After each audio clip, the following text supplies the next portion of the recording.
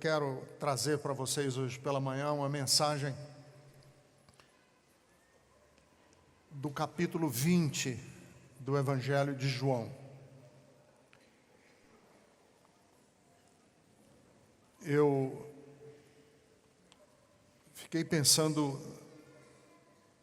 o que a gente pode fazer quando tudo parece perdido. O que a gente pode fazer quando tudo parece perdido? Joel falou nesse instante que há momentos que na nossa vida as coisas acontecem mais ou menos na quinta marcha. As coisas correm tranquilamente. A gente vai na inércia da vida. Os dias se sucedem, um após o outro, as coisas acabam acontecendo no automático. Há momentos da nossa vida em que as coisas se aceleram. E há momentos em que a dor é profunda. Há momentos em que a vida se desorganiza, que os nossos sentimentos se bagunçam, a gente fica bagunçado por dentro. E eu escolhi esse texto porque ele é um texto bem bagunçado, bem confuso, de um momento extremamente dolorido na vida dos discípulos. Jesus morreu. O sábado é um dia de morte. O domingo ainda não aconteceu. E eles estão aflitos. Todos os discípulos estão profundamente perturbados. E aí acontece o primeiro dia da semana. Capítulo 20 do Evangelho de João.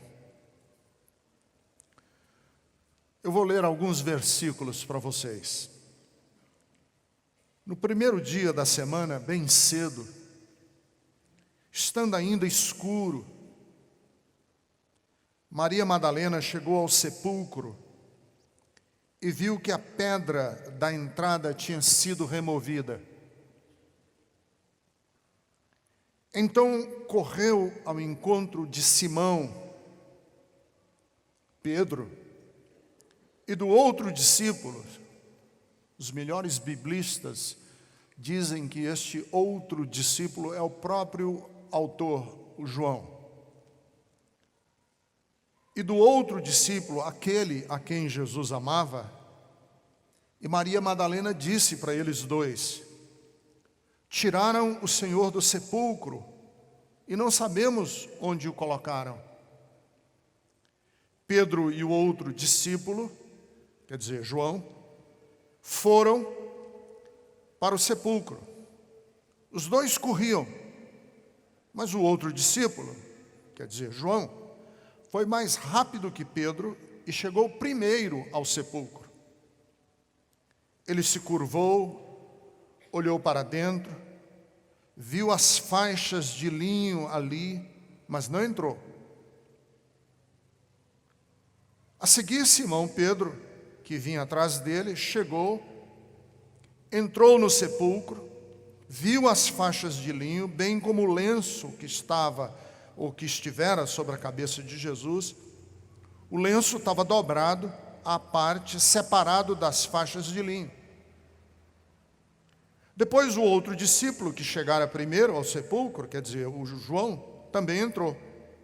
Ele viu e creu.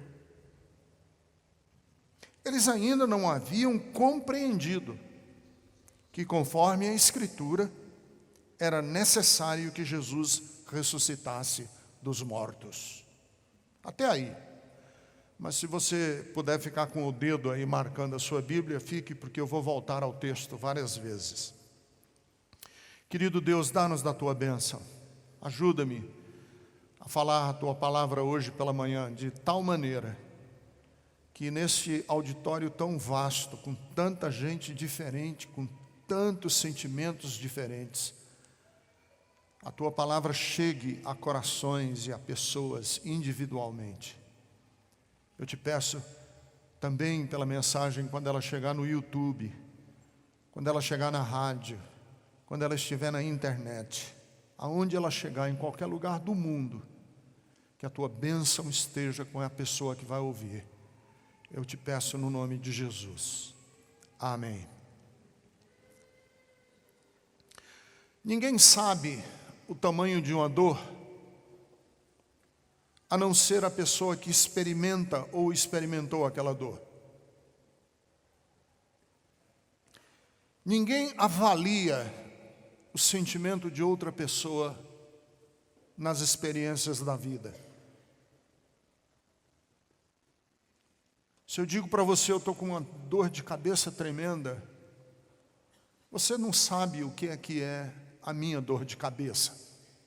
Você pode dizer, isso é uma bobagem, toma aí uma aspirina que você melhora.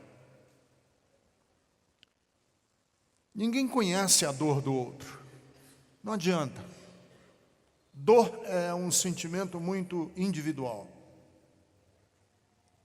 Também não resolve dizer a uma pessoa que sofre para pensar no sofrimento de outra pessoa. Não adianta dizer assim, você está triste, pior é quem está passando fome lá na África. Não resolve, a sua dor não passa, porque você está pensando em quem está passando fome lá na África. Não adianta compensar o nosso sofrimento pensando em quem sofre mais do que a gente. Não é aquela coisa do, você está triste, mas você tem as duas pernas, pior é quem é mutilado. Não, isso é um pensamento tosco, não resolve. Então é muito difícil para nós hoje, 2000 anos e tanto depois, imaginar o que representou em termos de dor e de sofrimento a morte de Jesus para os discípulos.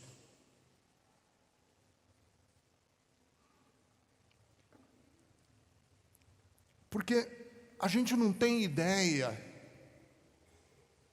o que foi para eles em termos de decepção, de tristeza, ver Jesus crucificado.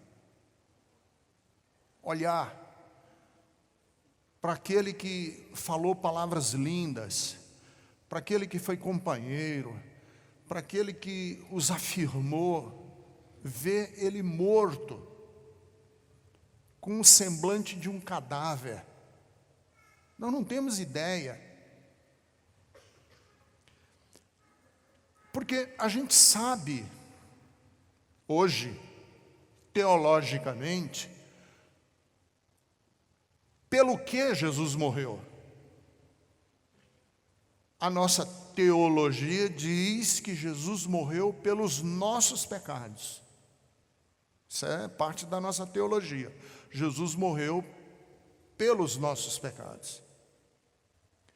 Mas uma pergunta que muitas vezes nós não fazemos é: o que ou quem causou a morte de Jesus? Por que mataram Jesus? E eles mataram Jesus porque Jesus foi sim assassinado num conluio, num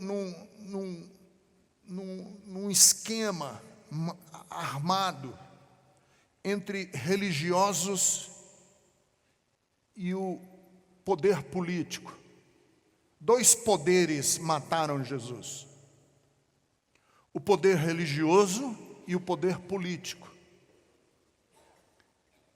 E Lucas diz isso em Atos dos Apóstolos, quando ele se refere à comunidade judaica: vocês mataram Jesus.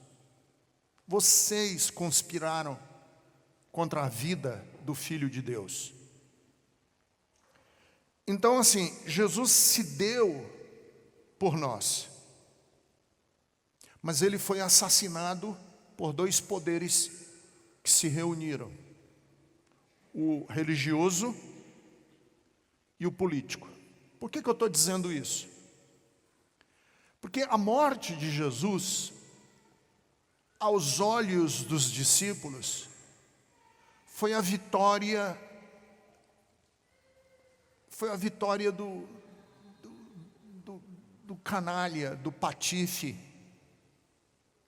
Eles mataram Jesus. O Império Romano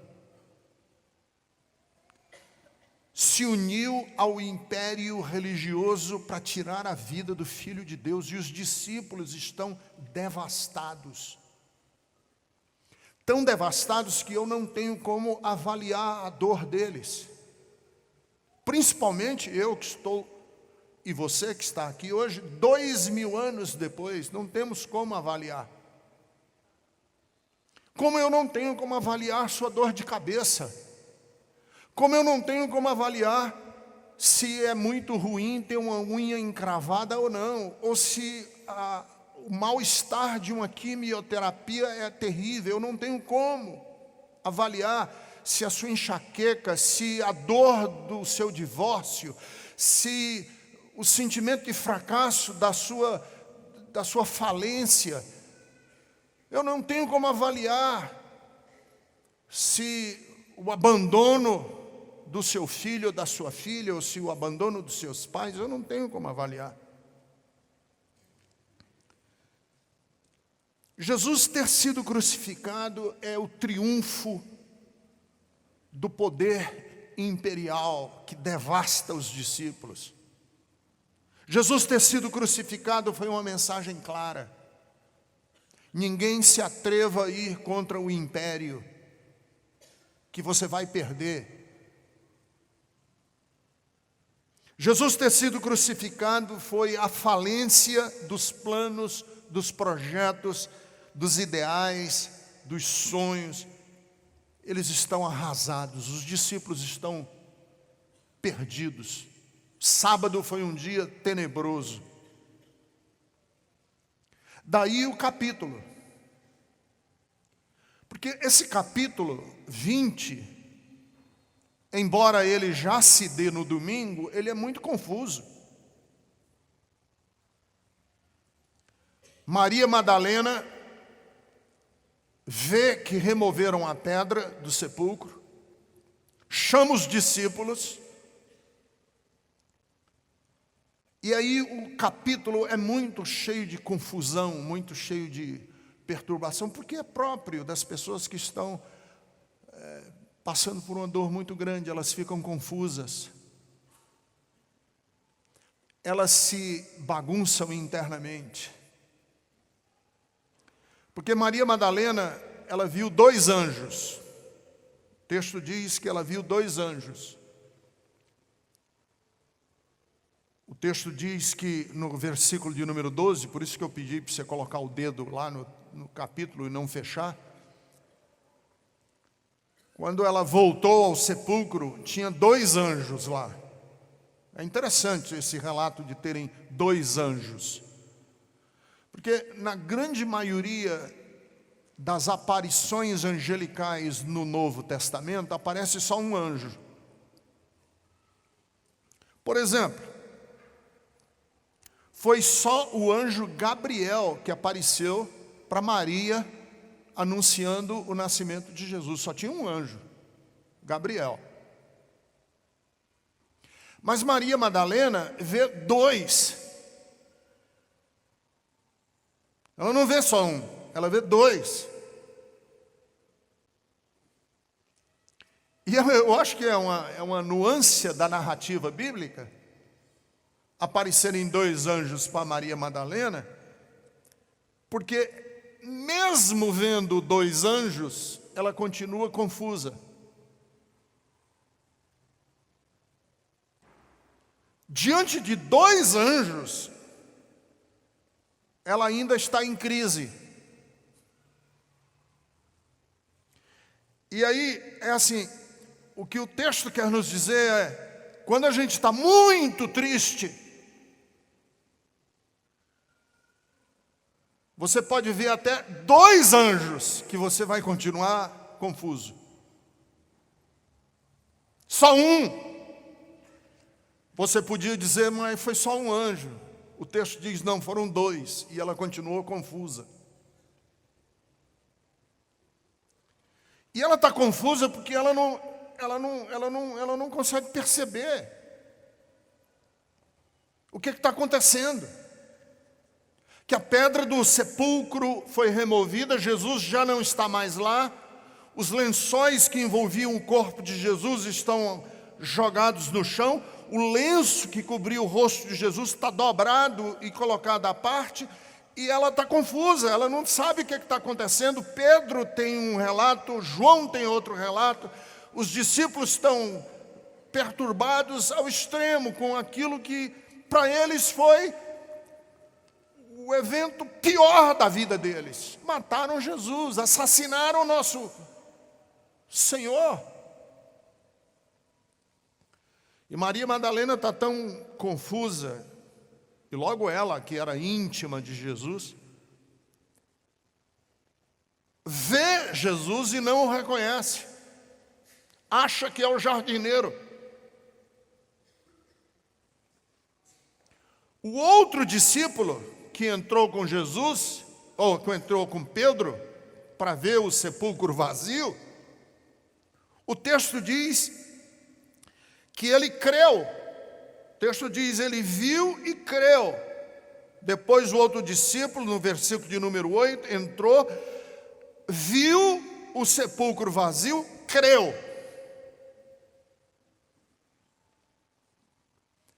Mas aí, o Evangelho de João tem entre parênteses, que diz assim, mas ele ainda não tinha compreendido. Olha como eles estão confusos. Ele creu, Maria Madalena está confusa, porque ela vê anjo e não atina. Que eu vou falar por mim, eu não sei vocês, se aparecesse um anjo para mim, eu começava a me tremer, eu fico com medo até de acontecer alguma coisa mais estranha, assim, tipo, ficar borrado. Se apareceu um anjo para mim, brilhando, com roupas brancas. Para Maria Madalena apareceram 2.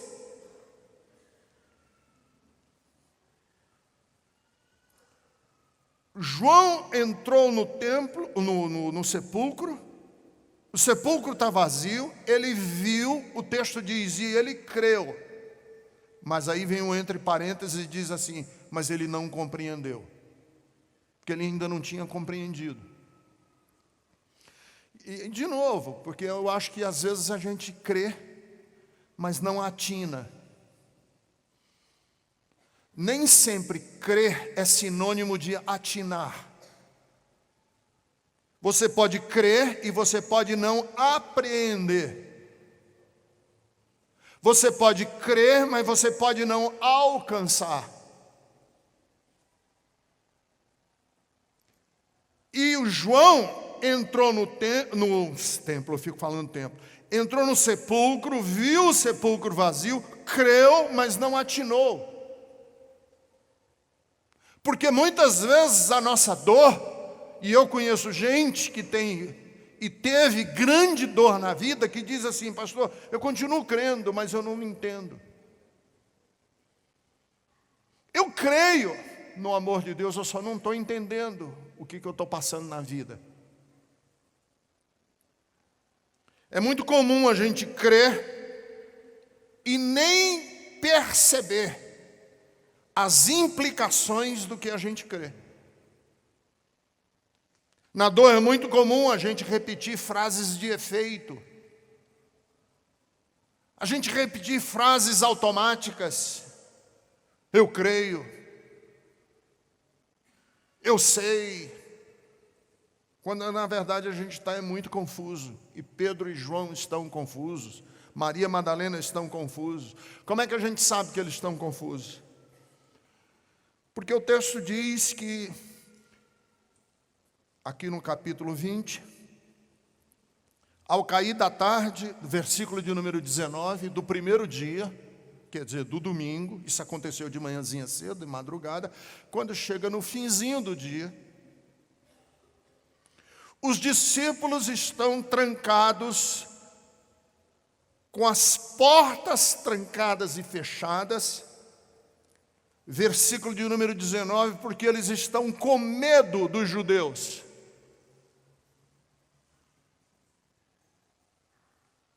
Com medo dos judeus. Jesus ressuscitou, Pedro e João entraram no sepulcro, viram, João creu, Maria Madalena viu 2 anjos, ouviu a voz de Jesus, Jesus disse para ela, sou eu, Maria, ela disse, tu és o meu mestre, Rabone. E no fim da tarde, depois de tudo isso, eles estão trancados num quarto. E estão trancados porque eles estão com medo.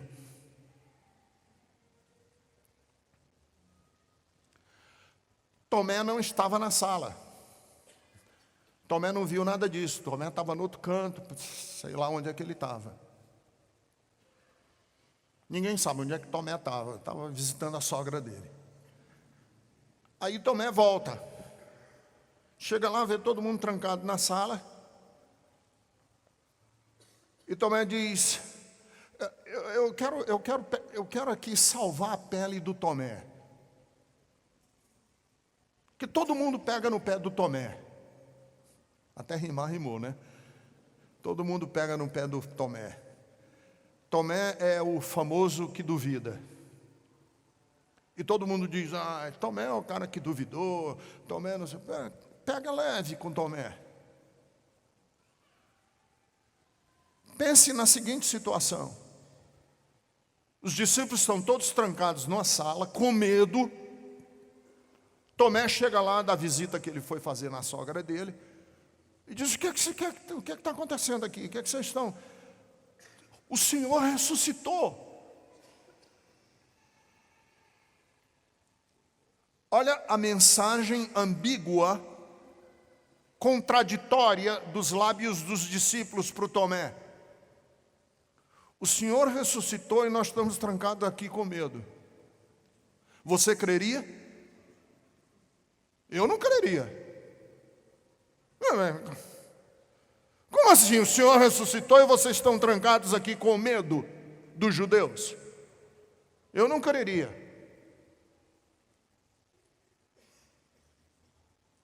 Porque muito da nossa mensagem, muito da credibilidade da nossa mensagem, não é o que a gente diz, é como a gente vive aquela mensagem.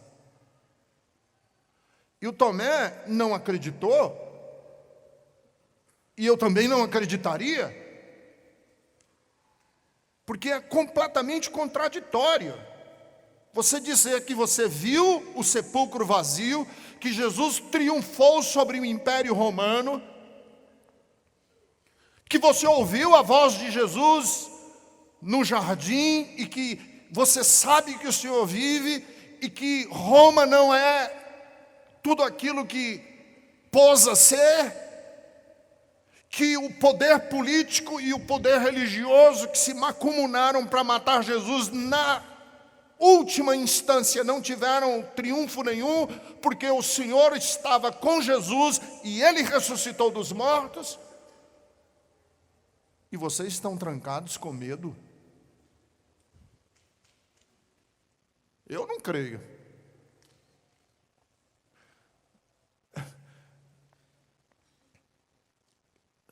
E Tomé não creu, ele disse, não, eu não creio.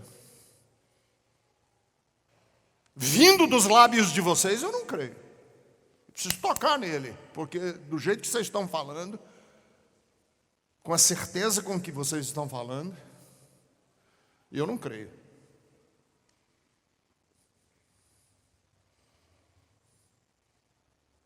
Eu não sei se eu já contei para vocês, quando eu era adolescente, eu era recém-convertido, era moleque, adolescente.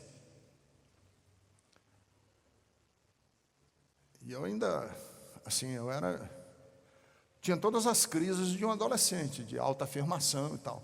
E eu ia por uma das ruas de Fortaleza, essas ruas que não tem trânsito, Rua Guilherme Rocha, não tem trânsito, é só pedestre. E eu ia caminhando às 3, 4 horas da tarde e tinha um desses pregadores de rua. Acho que eu já contei aqui para vocês. Pregador de rua, desses que prega na esquina. E eu, novo convertido, vendo um pregador desses de rua, evangelista de rua, parei para ouvir. E ele pregando lá o evangelho, eu fiquei assim, impressionado com ele pregar. Aí, no meio da pregação dele, ele disse: olha, vocês aí que estão aqui, estão achando que eu sou doido? Eu não sou doido, não. Tem muito crente, tem muita gente que é de Jesus também. Quem é de Jesus aqui nessa roda, levanta a mão. Aí eu me lembrei daquele texto que Jesus diz assim: se alguém me confessar diante dos homens, eu confesso diante do Pai. Mas se alguém me negar diante dos homens, eu negarei diante do meu Pai. Eu falei: nossa, eu tenho que... Mas eu, adolescente, morrendo de vergonha ali no meio da rua, aí levantei a mão só assim, ó. Só pela metade assim, né? Eu falei: vai que, né? Eu vou ficar me expondo aqui no meio da rua. Aí o cara viu a minha mão pela metade. O pregador viu. Falou: ô menino, está com vergonha de Jesus? Aí eu: não. Então levanta as duas.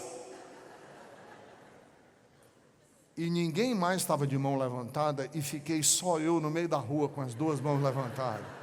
O mico foi maior. Por que eu estou dizendo isso? É que muitas vezes o nosso testemunho de Deus, de Jesus, ele é covarde, ele é hesitante, ele é medroso. E a gente fica sem saber por que o outro não crê. Por que o Tomé não creu? Porque o testemunho que saiu da boca da Maria Madalena, do João, Pedro, foi um testemunho hesitante. Ele não tinha força.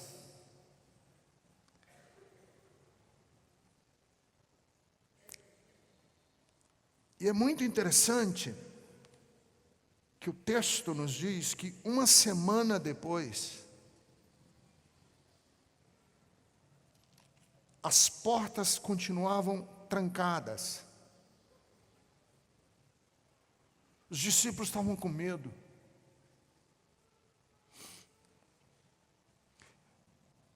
E eu resgato aqui um pouco do Tomé por causa disso, que Jesus não repreendeu Tomé. Jesus chamou Tomé e disse assim: vem cá, Tomé, deixa eu te falar. Toca aqui, ó. Eu ressuscitei, sim. Ele não repreende seu incrédulo. Ele diz: não, creia. Porque mais bem-aventurado é aquele que não viu e creu.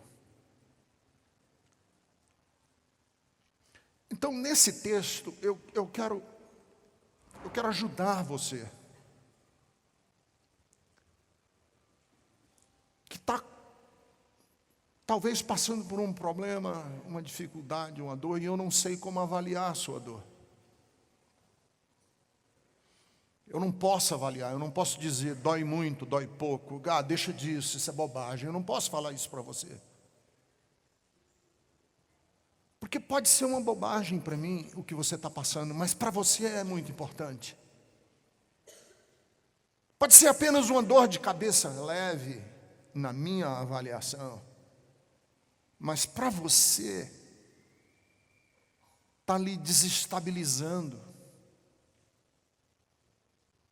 Para os discípulos, desestabilizou, devastou. Mas há algumas coisas que a gente pode perceber na nossa caminhada de fé que pode nos ajudar. E eu já tentei mostrar algumas coisas aqui, mas eu quero pontuar. pelo menos 3 aqui que eu quero pontuar para vocês hoje de manhã. Quero ser mais enfático em 3. A primeira é que nossa caminhada de fé, a minha, a sua, a de Tomé, a de Pedro, a de João, a caminhada de fé de Maria Madalena não é um crescendo. A caminhada de fé de todos nós, ela tem altos e baixos.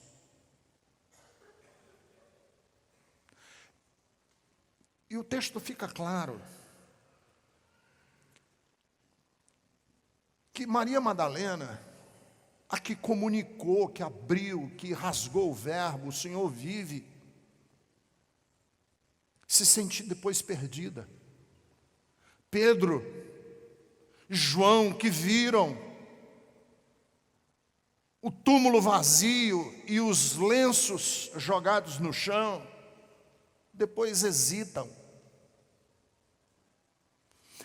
Que o grupo dos discípulos está perdido. E isso não é nenhum demérito, porque a dor faz isso com a gente. Torna as nossas palavras hesitantes, o nosso testemunho frágil. A gente titubeia. Essa proposta cristã que está aí no mercado dos evangélicos no Brasil, de que sua vida é só crescer, crescer, crescer, crescer, sucesso, vitória, conquistas espirituais cada vez mais apoteóticas, isso é mentira. A vida da gente tem altos e baixos, sobe e desce. A gente tem crise de fé, sim. Asaf diz no Salmo de número 73 que quase que os seus pés se desviaram. Essa ideia de que você, ao ter Deus no coração, é só de vitória em vitória, de conquista em conquista, é mentira. É uma proposta religiosa mentirosa, não tem nada a ver com o Evangelho. Haverá momentos em que você vai achar que Deus está em silêncio, que os céus são de bronze. Vai ter dia que você vai se sentir o mais ateu de todos os ateus. Vai ter dias, mulher, em que você vai questionar. Você vai passar, e São João da Cruz, o grande místico medieval, chamava de a noite escura da alma.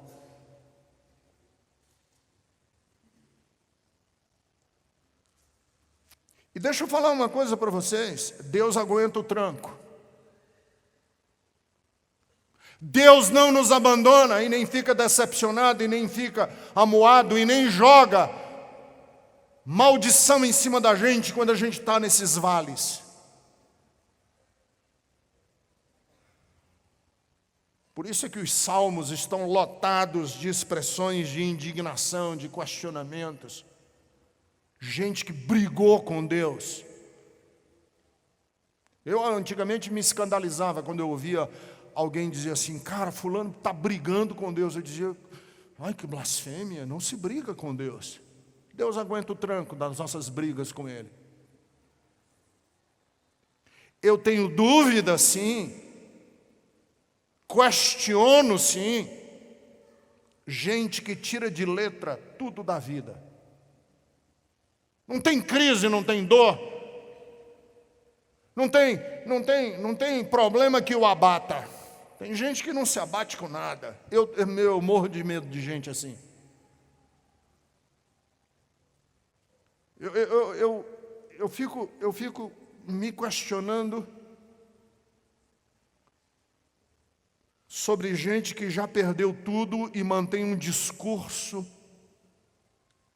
triunfante. Sabe, aquela coisa assim, morreu um filho, que eu não consigo imaginar a dor de uma mãe perder um filho. Mas pastor, perdeu um filho, mas olha, manteve-se, não derramou uma lágrima. Isso é que é fé. Eu digo, isso não é fé. Isso é negação da realidade. Isso é fuga. Eu suspeito, sim, de gente que é campeã em tudo. Por que eu suspeito de gente que é campeã em tudo? Porque os grandes heróis da fé, da Bíblia, foram pessoas que tiveram altos e baixos, todos eles. Gideão questionou Deus. Isaías se sentiu inadequado e disse: eu sou pecador e habito no meio de um povo que é pecador. Moisés pediu a Deus que não incluísse ele na lista, porque ele era gago, e disse: não, Deus, eu não. Abraão se precipitou e acabou fazendo um filho numa escrava, Agar, que não era para ter nascido. Abraão mentiu, questionou a fé que ele dizia ter. Asaf, que eu acabei de mencionar para vocês, no Salmo de número 83, ele diz: Deus, não fica mudo, não emudeça comigo. E dos coraitas, que eram músicos do Antigo Testamento, nós temos um salmo, o Salmo 44, que é um dos mais doloridos da Bíblia, em que ele diz assim: desperta, Senhor, porque dormes. Essas são as expressões de crise da Bíblia. E aqui no capítulo 20, nós encontramos o grupo de discípulos bagunçados, perdidos, sem saber o que fazer. Claro, a dor é grande. Claro, a tribulação é enorme. E é nessa hora que Jesus entra na sala. E ao invés de dizer: que vergonha, que tristeza, que horror, ele entra na sala que eles estão trancados e diz: paz.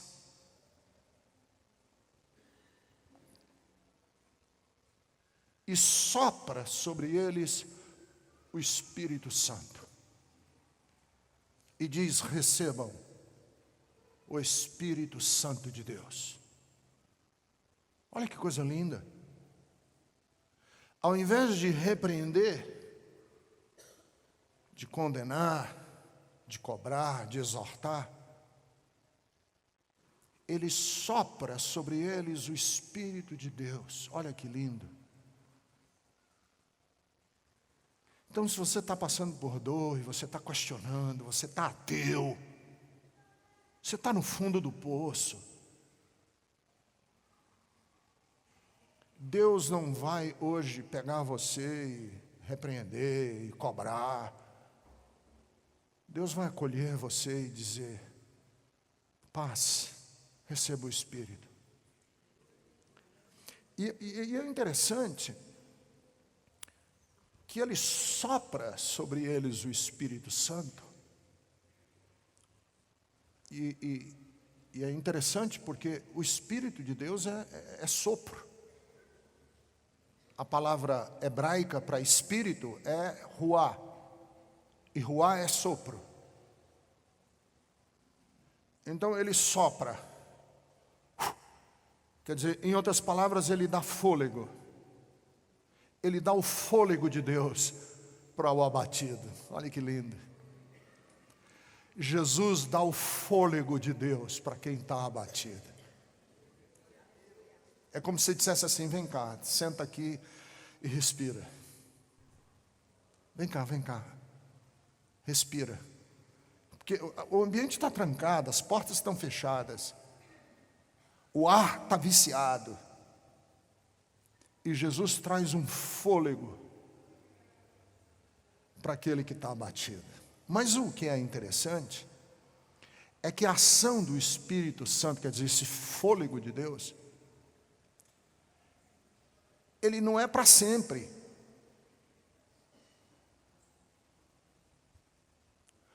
O fôlego de Deus é pontual, quer dizer, é agora.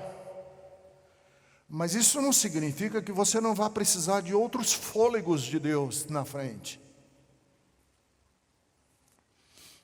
Porque em Atos 1:8, eles precisaram de novo do fôlego de Deus. Eles estavam reunidos em Atos capítulo 2, e veio sobre eles o Espírito Santo. Veio o fôlego de Deus sobre eles. Porque Jesus tinha acabado de ir embora e eles precisam agora de fôlego. Mas lá na frente, em Atos capítulo de número 6, a igreja estava numa crise, porque estava havendo preconceito e na divisão da cesta básica, como a gente faz aqui na Bethesda, a igreja primitiva fazia, levantava alimentos para dividir com as pessoas que estavam passando necessidade, e estava tendo preconceito. Judeus que eram de origem grega estavam sendo preteridos, estavam sendo esquecidos. E a igreja, nessa angústia, precisou de um novo fôlego. E em Atos capítulo de número 6, versículo de número 3, eles estão numa reunião de oração, e o Espírito de Deus vem e traz um novo fôlego para a igreja. Atos capítulo de número 13, versículo de número 2, Paulo e Barnabé precisam ir numa viagem missionária e precisam de fôlego, e o Espírito vem e traz fôlego. E deixa eu dizer para vocês, talvez hoje de manhã, e quem nos ouve e nos assiste pela internet, esteja precisando agora de um fôlego de Deus. E Deus vai sim soprar sobre você um fôlego novo. Mas isso não significa que esse fôlego vai durar durante 7, 8, 10 anos, não. Talvez mês que vem você precise de um novo fôlego. E no outro, você diga: Senhor, sopra sobre mim o teu Espírito de novo. E de novo, e de novo, e de novo, e de novo, e de novo. E Paulo diz assim: não vos embriagueis com vinho, mas enchei-vos desse fôlego de Deus. Enchei-vos do Espírito Santo. Porque na vida a gente precisa, não precisa? Tem horas que a gente diz assim: poxa, eu estou tão bem hoje. Mas deixa eu lhe dizer, a semana que vem é bem possível que você vai precisar do fôlego de Deus de novo. E eu quero terminar dizendo assim: o cuidado principal de Deus conosco tem a ver com a nossa principal carência. Qual é a nossa principal carência na vida? Paz.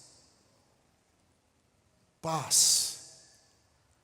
Jesus entra, sopra sobre eles o Espírito, e qual é a palavra que Jesus diz para eles? Paz.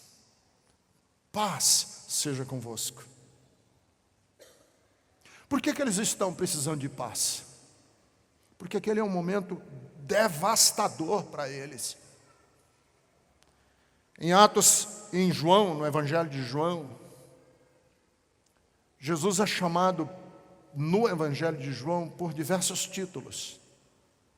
João o chamou de unigênito do Pai. Depois, o próprio João chama ele de o Verbo que se fez carne, a palavra que se fez carne. André disse para Pedro, seu irmão: achamos o Messias. Depois, Natanael diz: ele é o mestre de Israel. Depois da multiplicação dos pães, o povo gritava e clamava dizendo: este sem dúvida é o profeta que vem ao mundo.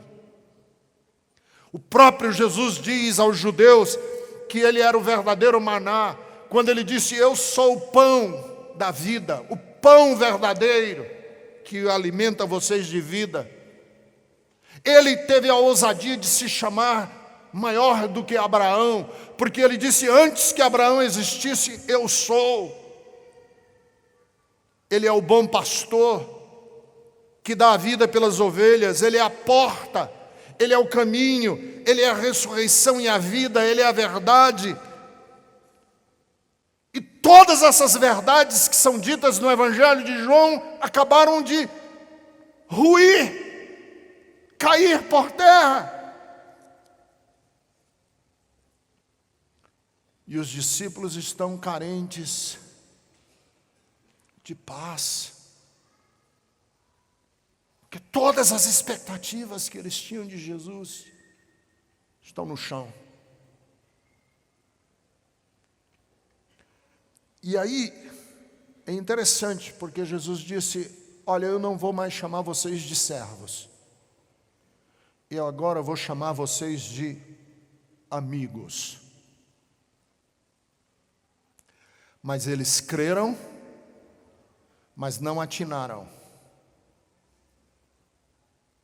Porque Jesus era o Verbo, era a porta, era a ressurreição e a vida, era o bom pastor, era o mestre de Israel, era o profeta que havia de vir.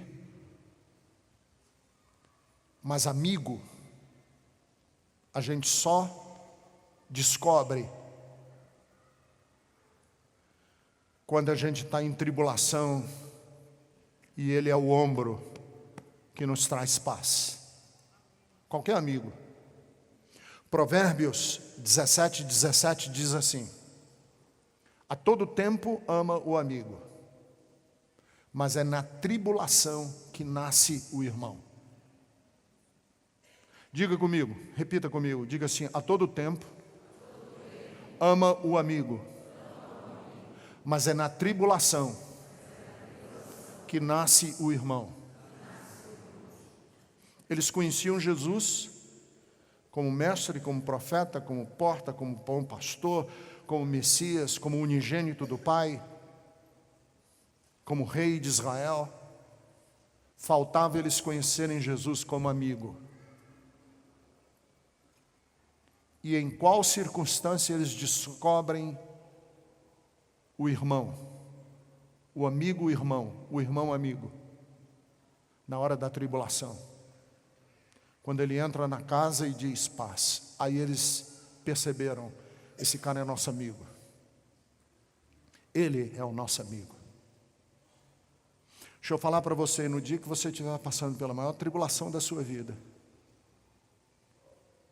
e você abrir o seu coração para o fôlego de Deus, você vai descobrir que Jesus não é mestre, profeta, Senhor, Deus só. Você vai descobrir a coisa mais preciosa que alguém pode descobrir na vida, que ele é nosso amigo, nosso irmão. Porque é na tribulação que nasce o verdadeiro irmão, amigo, amigo, irmão. Fique em pé comigo, eu quero orar com você pela manhã.